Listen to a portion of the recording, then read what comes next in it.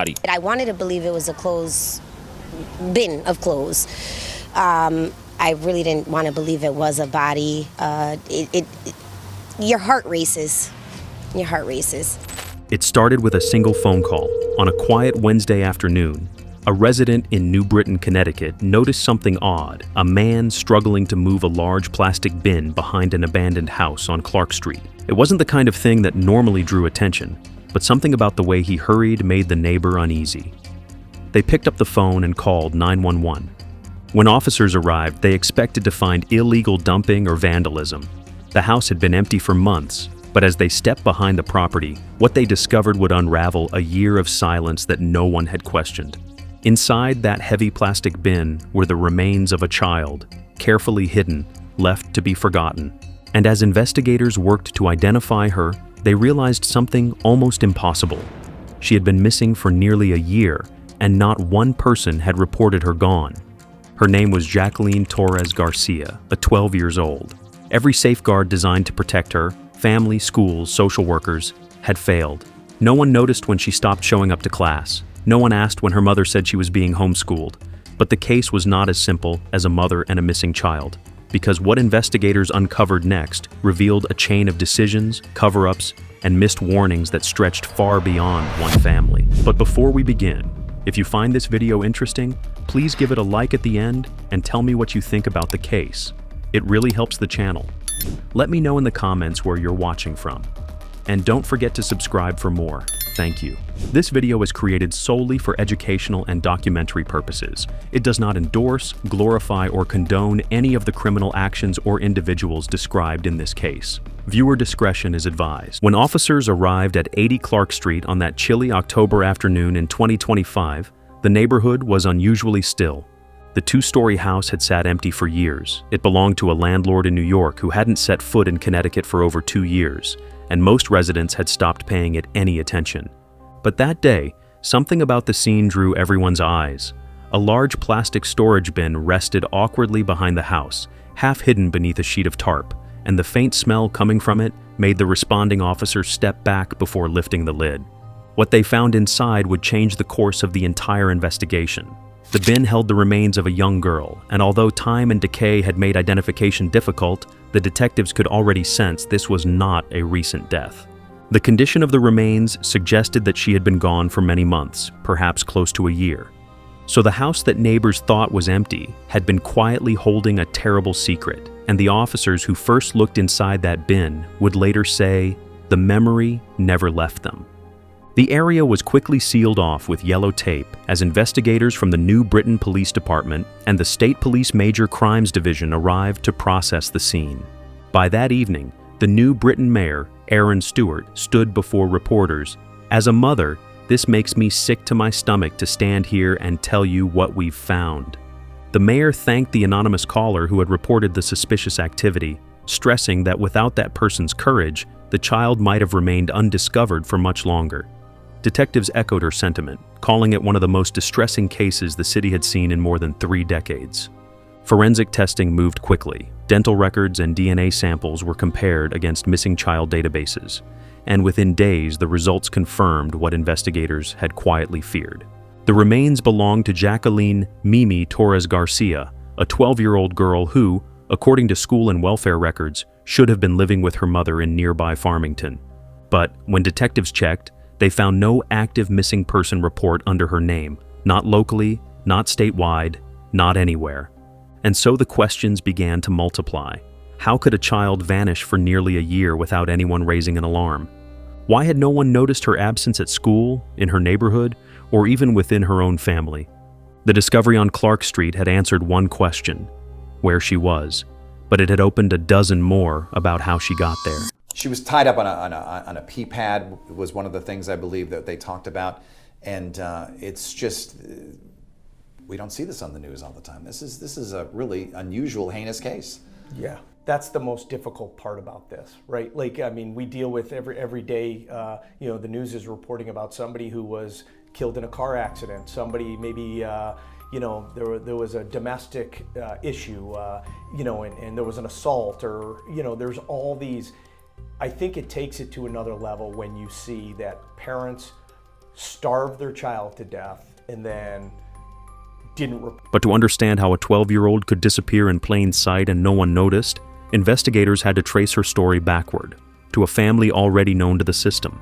Jacqueline Torres Garcia was born in 2012 in New Britain, Connecticut, a small, working-class city where neighbors often knew each other by name and families tended to stay close. Those who remembered her early years said she was a gentle child, shy but cheerful, the kind of girl who loved coloring books and carried her stuffed animals everywhere. But her first years of life were marked by instability long before anyone could imagine what would happen later. When Jacqueline was just an infant, her mother, Carla Garcia, was detained in 2013, and the Connecticut Department of Children and Families, DCF, stepped in to assume temporary custody. The agency placed the newborn with her paternal relatives, and soon her grandmother, Patricia Delgado, became her legal guardian through the Superior Court for Juvenile Matters. Delgado's home became the only stable environment the little girl knew. It was where she took her first steps, attended preschool, and grew surrounded by cousins, neighbors, and church members who knew her simply as Mimi. By August 2013, DCF closed its case, noting that Mimi was safe and thriving under her grandmother's care. But as the years passed, the agency would reappear at the family's door more than once. Between 2014 and 2017, new reports surfaced, not about Mimi, but about her younger siblings, prompting DCF to reopen investigations intermittently. Each time, the agency documented its visits, confirmed the children were unharmed, and moved on. To outsiders, it looked as though the system was functioning as it should. Through these years, Patricia Delgado provided her granddaughter with structure, school attendance, after-school activities, birthday gatherings, and a sense of belonging. Teachers described Mimi as quiet and polite, the kind of student who always raised her hand before speaking. But the peace didn't last. By 2016, tension between Delgado and Carla Garcia began to surface. Carla wanted her daughter back, arguing that she was stable and ready to parent again. Delgado, who had seen Carla's temper and her financial struggles, resisted the idea, insisting that the little girl was better off where she was. The disagreement grew into a custody lawsuit, setting the stage for a long and painful family conflict. Over time, Carla Garcia began rebuilding her life, finding housing, securing temporary work, and re-establishing contact with Jacqueline's father, Victor Torres. By 2022, the parents jointly petitioned the court to regain guardianship of both Jacqueline and her younger sibling. DCF reviewed the family's file, interviewed the parents, and assessed their ability to provide care. By June 2024, Carla Garcia had finally regained what she had fought for years to achieve: full legal custody of her daughter, Jacqueline Mimi Torres Garcia. The court granted her sole guardianship after a brief hearing that lasted less than 10 minutes. No one from the Department of Children and Families, DCF, was present that day, and there was no mention of Carla's criminal record or the family's history with the agency. On paper, the case appeared routine, a simple custody transition from a grandmother to a rehabilitated mother. But for Jacqueline, it marked the beginning of her gradual disappearance. Over that summer, Carla moved her children from New Britain to a small apartment in Farmington, a quieter town about 15 miles away. To neighbors, the family seemed private but unremarkable: a woman, her boyfriend, and 2 children who mostly stayed indoors. What no one outside the apartment knew was that this relocation also severed the last connections between Jacqueline and the world that had once kept her visible. Then, on August 26, 2024, Carla Garcia filed a formal notice with the New Britain School District to withdraw Jacqueline from public school. She stated that she intended to homeschool her daughter, citing relocation and personal preference. Teachers noted the withdrawal but had no legal grounds to question it. For the educators who had taught Jacqueline through 5th grade, the decision was unexpected but not unusual. Families moved often, and homeschooling had become increasingly common. Meanwhile, Victor Torres, Jacqueline's father, continued to reach out. He had fought for years to stay part of his daughter's life, filing motions and sending messages asking to see her on weekends as their joint custody agreement had allowed. But after June 2024, his calls went unanswered, his court filings ignored. He wrote in frustration that he only wanted to visit his children any day for that matter, yet each request was quietly deflected. By early autumn, neighbors in Farmington noticed that they rarely saw Jacqueline outside, and within weeks of that withdrawal, Jacqueline would disappear behind closed doors, and nobody outside the house would ever see her alive again. According to police warrants, the home became a place of control and punishment, where Carla Garcia, the same mother who had once pleaded for a second chance, began to enforce her authority in ways that would ultimately end her daughter's life. Investigators would later learn that Carla had begun restricting her food as a form of discipline, convinced that her daughter was acting out and needed to be corrected. In her statement to police, Carla admitted that she stopped feeding Jacqueline 2 weeks before she died. She claimed it was punishment, a way to make the girl behave.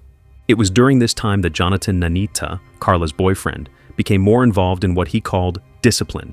Witness accounts and text exchanges retrieved from their phones showed that Nanita not only knew about the starvation, but participated in it, helping Carla restrain Jacqueline using zip ties whenever she talked back or tried to move around the apartment. The family's routine had turned into a system of disguised as control.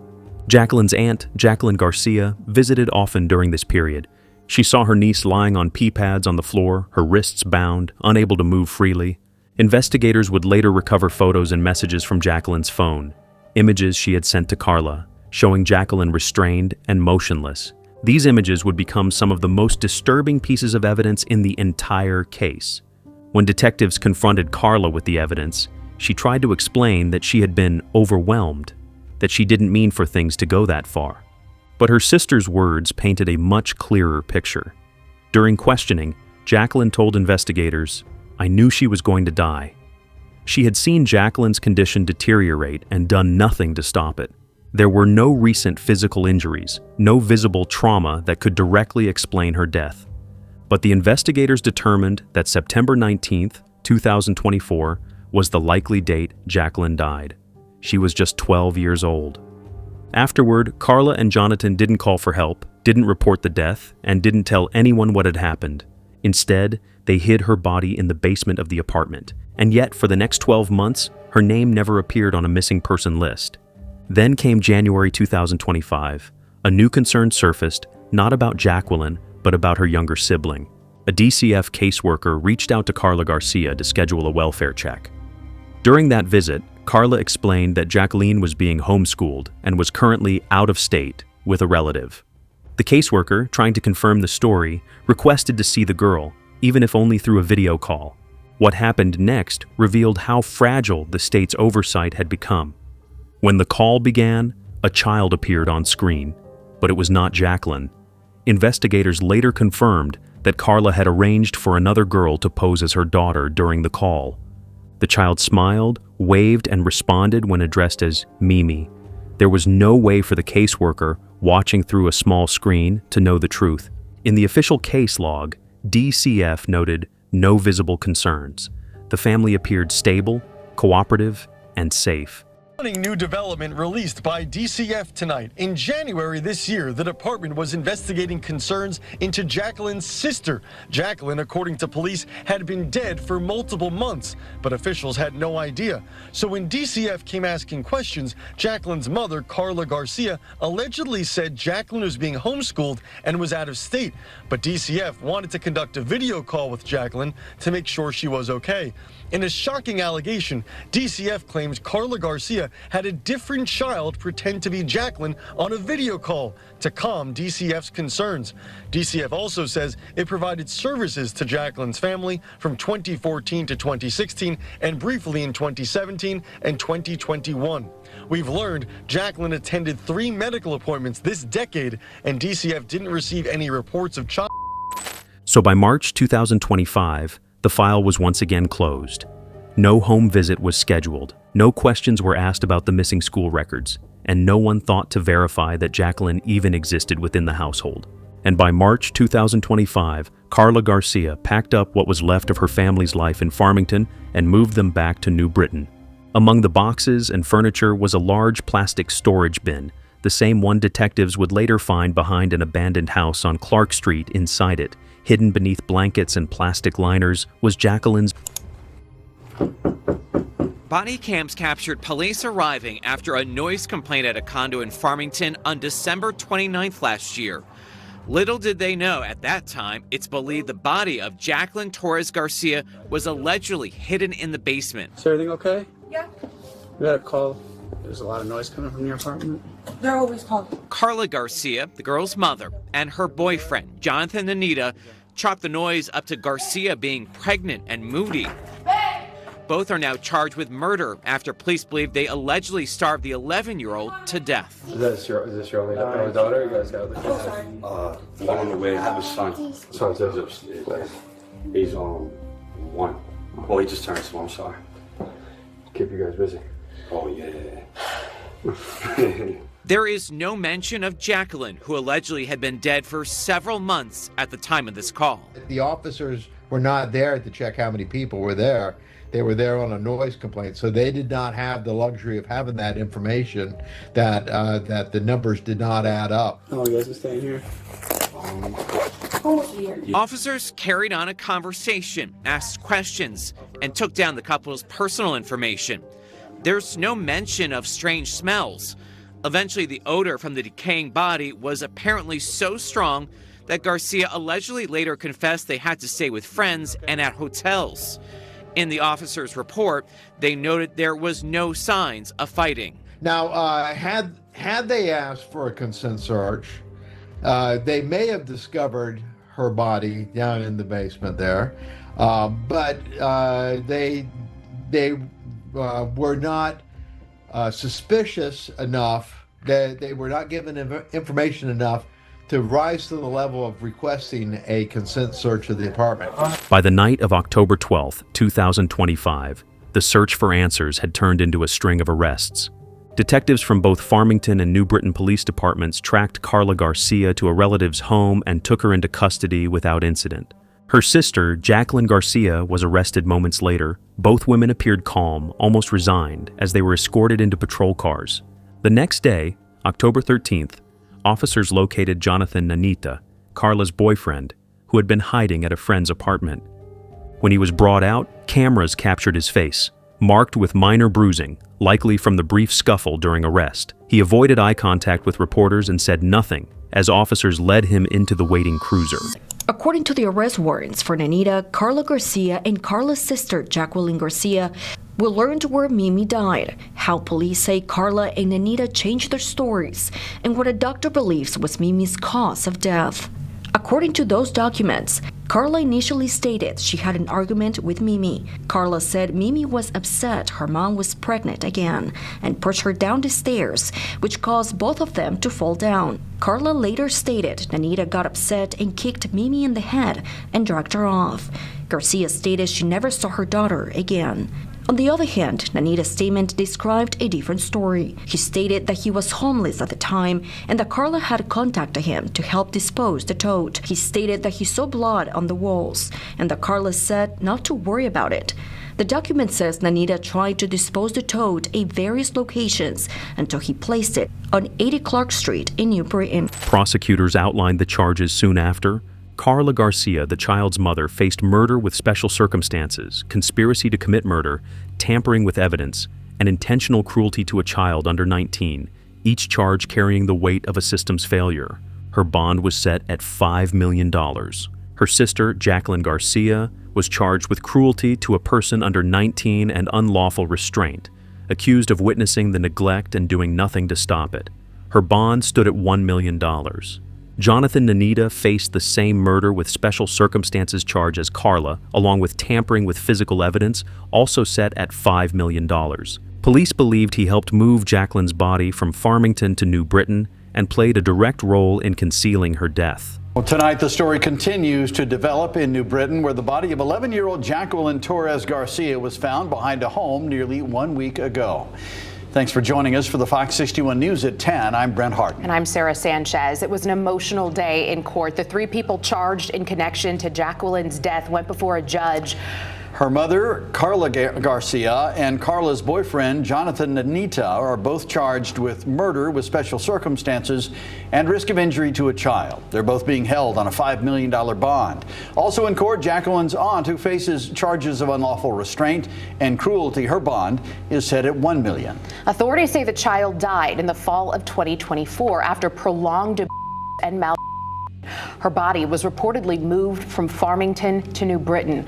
Loved ones had to be removed from the courtroom because of emotional outbursts today, and many family members wore shirts with Jackie's face on them. The suspects are due back in court. As details emerged, reporters pressed for more. How long had they known, and who had helped? Behind the scenes, detectives are working through hundreds of pages of phone records, financial transactions, and interviews, trying to understand how 3 adults had maintained a secret this dark for nearly a year. But that's not all. Reporters soon uncovered records that painted a far more troubling picture. In 2019, Karla Garcia had been charged in a domestic assault case involving a former partner, a conviction that went largely unnoticed in later custody proceedings. Her sister, Jacqueline Garcia, had also been arrested in 2023 after taking her infant to a hospital with multiple unexplained fractures. She eventually pled guilty to risk of injury to a child and served part of a 10-year sentence, most of it suspended. Critics questioned how a woman with such a record was later allowed unsupervised contact with another child. For many, Jacqueline's death symbolized every warning unheeded, every visit that ended too soon, every note marked "case closed" when it shouldn't have been. And out of that collective anger and grief came something else, a petition and the beginnings of a new proposal that would carry Jacqueline's own nickname. In the weeks that followed the arrests, grief began to turn into movement. In Bridgeport, a father named Los Fidel started an online campaign calling for change. He was neither a politician nor an activist, just a parent who couldn't understand how a child could vanish for a year without a single person checking in. He called his proposal Mimi's Law, after the nickname friends and family had given to Jacqueline Torres Garcia. Within days, his petition began circulating across the state. By late October 2025, it had gathered more than 12,000 signatures, each one representing another voice demanding accountability. Fidel's plan is simple but direct. Mandatory in-person welfare checks for homeschooled children, body cameras for DCF caseworkers, and residency restrictions for convicted child abuse, ensuring they could never again live in households with minors. He described it as a safeguard for children who disappear quietly. Parents, teachers, and even lawmakers began to rally behind it. Community groups held vigils in New Britain, where candles lined the steps of City Hall spelling out the word Mimi. For many residents, this proposed law became a way to give meaning to a story that had seemed too painful to face. By the end of the month, legislators from both parties had publicly voiced support. Committee drafts began circulating in Hartford, and local representatives promised that Mimi's Law would be prioritized in the next legislative session. News outlets called it a rare moment of unity born out of tragedy, as even those long critical of state oversight agreed that reform was overdue. Now we'd like to hear from you. What do you think could have changed the outcome of this case? Share your thoughts in the comments below.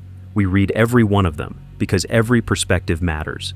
If this story moved you, please take a second to like this video and subscribe to the channel. Thank you for spending this time with us. We'll see you in the next one.